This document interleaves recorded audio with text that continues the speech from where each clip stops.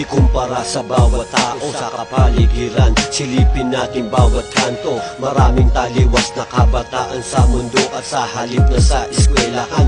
Bakit ganito?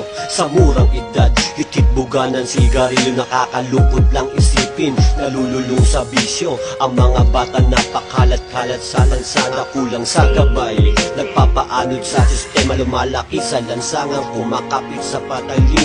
Kahit sang kalumingon, nagkalat sila sa dilim. Dahil sa kahirapan, kailang kaya malulunasan. Gutom ang tao, ang iba busog sa kayamanan. Sabi nga nila, ang kabataan ay pag-asa. Paano yung nasa paligid?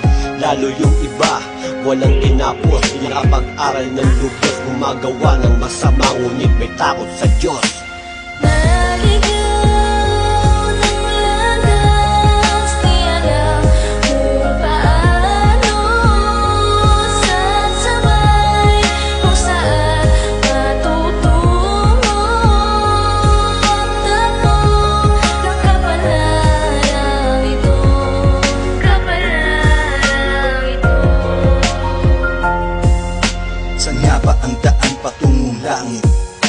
Mahahatid ba ako nitong paggamit? Mararating ko ba pag nag-inom? Ganyan palagi ang aking tanong, kasi di ko na alam kung ano ba talaga. Kahit anong gawin di ko makuhang sumaya. Ilang pa bang bato ang kailangan kong tunawin? Gano'ng karaming alak ang kailangan tunggain para makita ko na di ito ang solusyon, na di nito matutuwid mali kong direksyon, at di nito kayang mapawi ang mga sakit, at lalong di nito kayang patamisin ang mapait. Nawawalan na ng bait, kakahanap kung saan at kung kanino bang yapak ang dapat kong sundan. Para kung mabubo ang Diyos ko, tulungan mo ako. At ang mga naliligaw ng landas gaya ko, naniniwala ako sa'yo.